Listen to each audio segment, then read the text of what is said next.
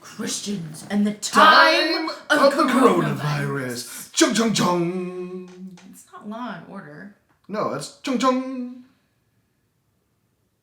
Chung chung chung. There's dramatic music. The lights go down and boom. It's more like Who Wants to Be a Millionaire? These are the stories of Christians These are who investigate the coronavirus. And the people who infect them. Yeah. Are you telling me you haven't started a podcast yet? Call yourself a pastor during a crisis? You haven't shared 700 memes in a day? Oh, that's too personal.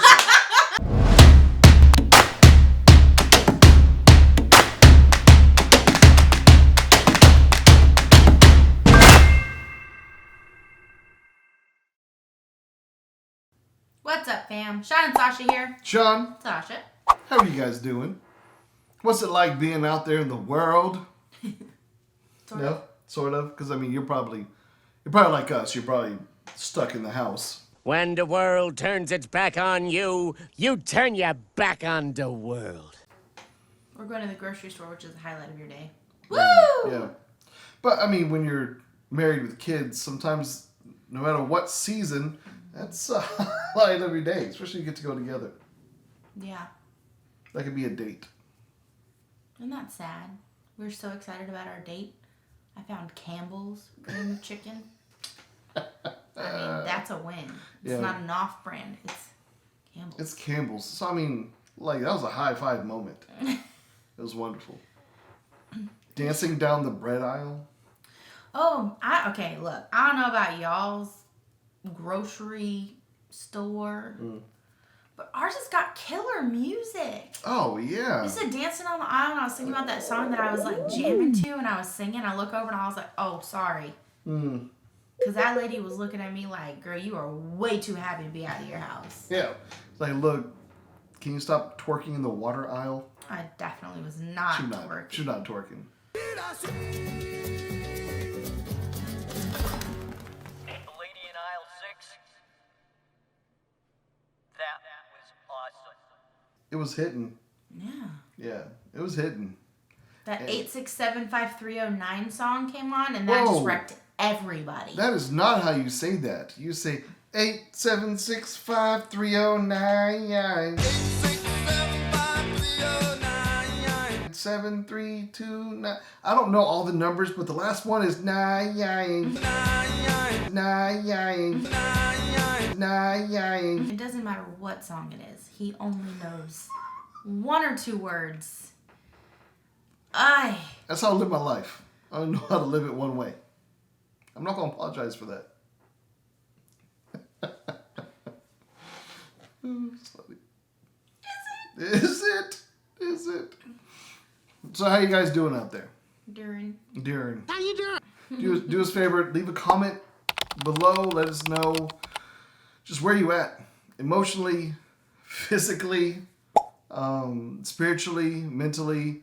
Let us know where you're at. And all this awesomeness, I think in the last couple days, some of the negative thoughts have started to creep. I mean, I feel like it's taken a really long time for us. Yeah. For that to even start. But we also have known that there are a lot of people who have reached out, who have been asking, just they're going through it, so they need some encouragement.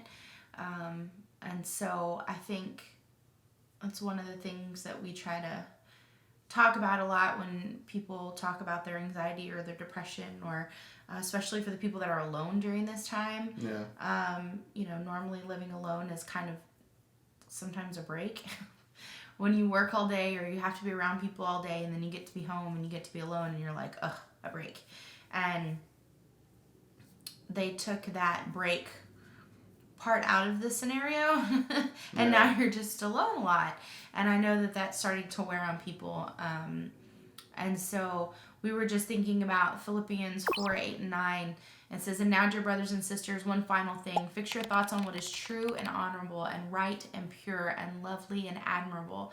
Think about the things that are excellent and worthy of praise. Keep putting into practice all you have learned and received from me, everything you've heard from me and saw me doing. Then God of peace be with you. And I think for us, especially when, there's a lot of what ifs floating around right now. There's a lot of where do we go from here? How do we even start a plan to look towards our future when we don't know when or how or what that is going to be? For all the people who are struggling with their jobs right now because maybe things are going on within the company that your job is in question, or maybe you've already been sadly let go. Or furloughed, or the entire industry tanked. Yes. There's a lot of uncertainty and a lot of negative and a lot of what if and what do I do now and where do I go from here and how do I even consider, do I change careers? Do I change my path? What do we have to give up in order to keep what we have? How do we go from here? There's a lot of swirling, whirling questions. And especially when you're someone who lives alone and has kind of guarded that alone time, now it might be daunting and now it might be overwhelming. Because what happens is, when you're not alone, those thoughts come in and things interrupt your day, whether it's family, conversations, or just like my bride will see it on my face and say, all right, you need to get up and go do something. She frequently makes me go outside and play volleyball and Or hang throw the out. softball. Yeah. So Or I make him chase the dogs. Something to get me out of the rut. Because what we try to do, I've said this before, what we try to do is that we try to build a routine, and then that routine turns into a rut, and then that rut turns into the grave because you just keep digging it and digging it and digging it, and those thoughts just kind of push you down more and more. But I have a counterpart that sees that and bails me out of it. When you're alone, you really don't have that because there's nothing to break that pattern. And even if you do have someone at home, but if you struggle with anxiety or depression,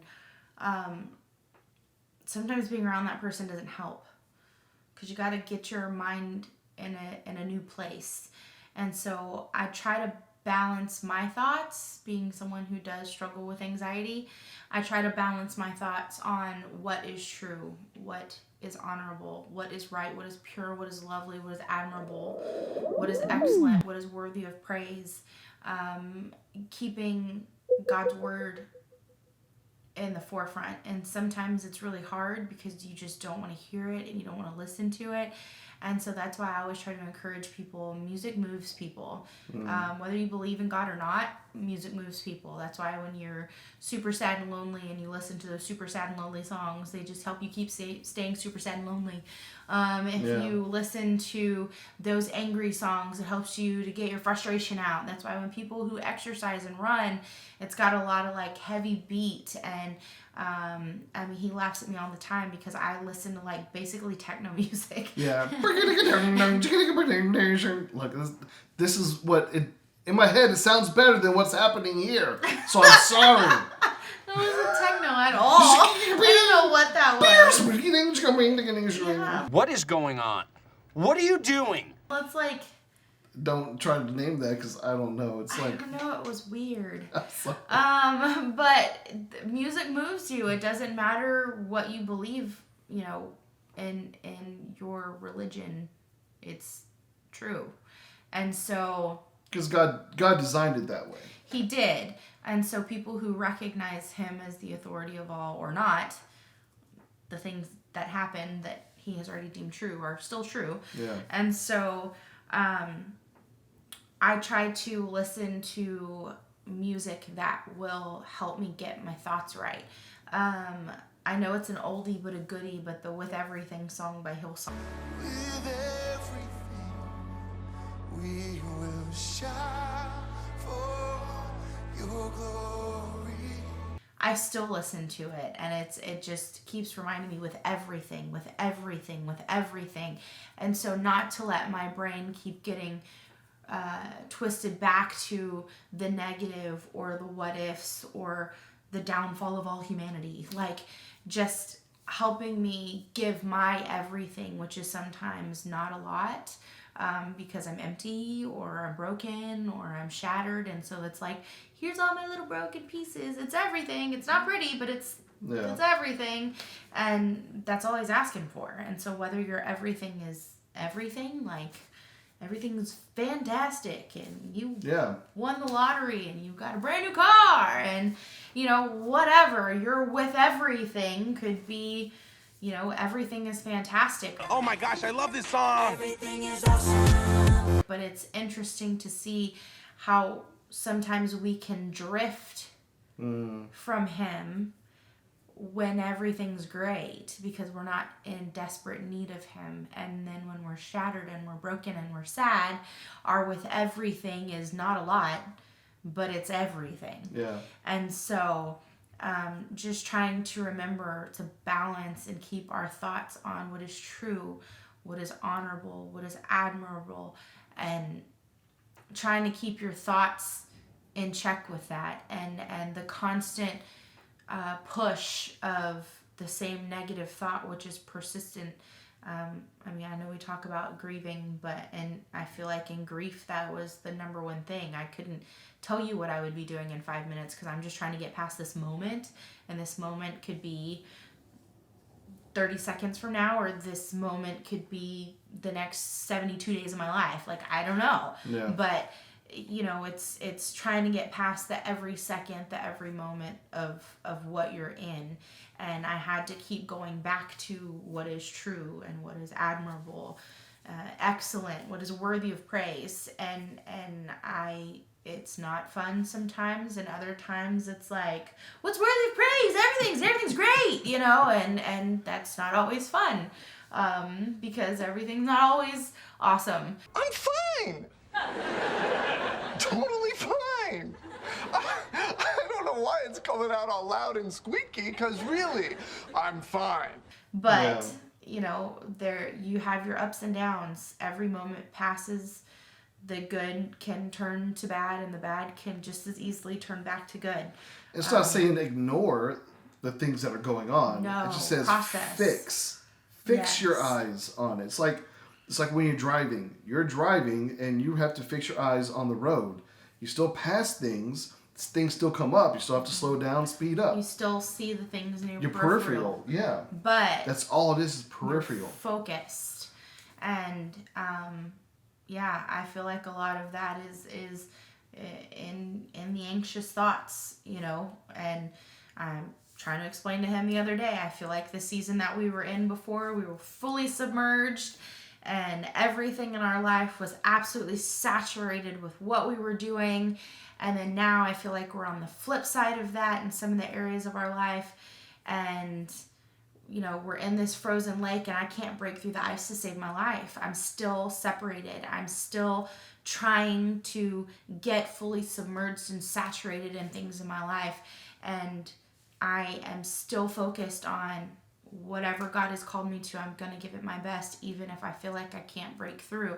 But that breakthrough has to do very possibly with the other things in my life that I can't control. But my job is to fix my thoughts on staying true to what He has called me to do, and not allowing those what ifs or wheres or what's happening or why can't I, or why isn't this working? Yeah, why? Or I have to just stay fixed. Look, you open up your app on the phone, you open up television, you go seeking entertainment, seek the Word. Yes. Believe me, it carries more peace than any show, anything it does. And if you need to get your mind right, capture them thoughts. Yeah. Check them with what's true, what's honorable. Is it worthy of praise? Is it something, whatever it is, lift it up to God. Put it at His feet. And if you have to stay there for a little bit and keep pushing it towards Him in prayer, keep pushing it towards Him. Yeah.